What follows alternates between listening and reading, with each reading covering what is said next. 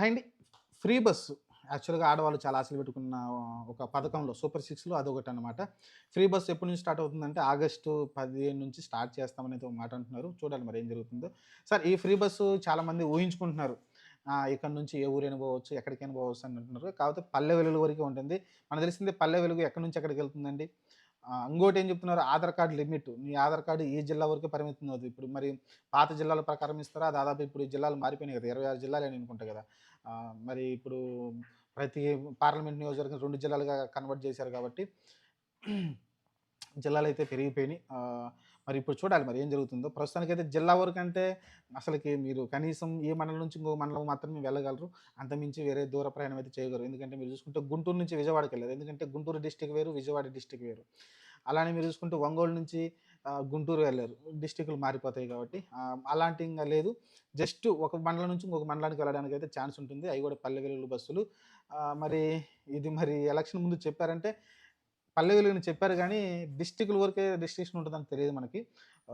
డిస్ట్రిక్ట్‌ల వరకే అంటే మటుకు ఖచ్చితంగా దానివల్ల యూజ్ పెద్దగా ఉండకపోవచ్చు నాకు తెలిసి. ఎందుకంటే, ఇప్పుడు నేను హైదరాబాద్‌లో ఉన్నాను, లేకుంటే నేను గుంటూరులో ఉన్నాను. గుంటూరు నుంచి విజయవాడ ఎళ్ళాలంటే డిస్ట్రిక్ట్ మారిపోతుంది. ఖచ్చితంగా అక్కడ యూజ్ ఏముంటుంది? ఖచ్చితంగా యూజ్ అయితే ఉండదు బస్సు వల్ల. మరి చూద్దాం. ప్రస్తుతానికైతే దీని గురించి అయితే చాలా డిస్కషన్‌లు నడుస్తా ఉన్నాయి.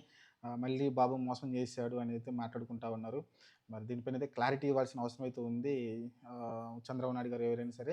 ప్రస్తుతానికైతే ఫ్రీ బస్ ఇంకా లేదు. నాకు తెలిసి ఆగస్ట్‌లో కూడా వస్తారో రాదో గ్యారంటీ లేదు మనకి ప్రస్తుతానికైతే. ఎందుకంటే ఫ్రీ బస్ అంటే నాకు తెలిసి ఇంకా ఆడవాళ్ళు ఇప్పటిదాకా ఆటోలు యూజ్ చేస్తున్నారు. బస్సులు కూడా ఎక్కట్లేదు. ఖచ్చితంగా ప్రతి ఒక్కళ్ళు బస్సు కోసం వెయిట్ చేస్తారు. మనం చూసాం తెలంగాణలో జుట్లు పట్టుకొని ఎలా కొట్టుకున్నారో చూసాం ఆడవాళ్ళైతే సీట్ల కోసం లేకుంటే వేరే ఇంగ తెలిసిందే గదా!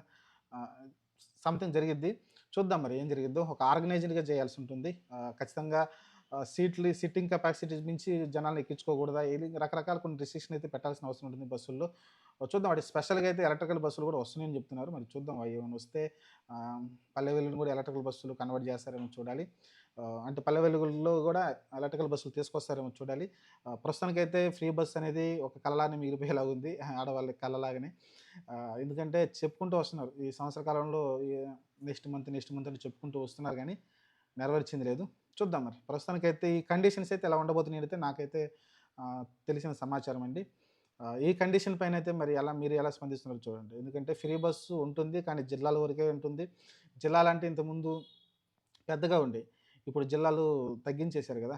జిల్లాలు ఒక్కొక్క జిల్లా అదే ఒక్కొక్క జిల్లాని 2 జిల్లాలుగా మార్చేశారు గదా! మీరు జూసుకుంటే అప్పుడు కాబట్టి 26 జిల్లాలయిపోయినియి. మరి 26 జిల్లాలంటే చిన్న చిన్న జిల్లాలయిపోయినియి. ఒక జిల్లా నుంచి ఇంకొక జిల్లాకి వెళ్ళకూడదంటే మటుకు ఫ్రీ బస్ పెట్టి గూడా వేస్ట్ అనమాట.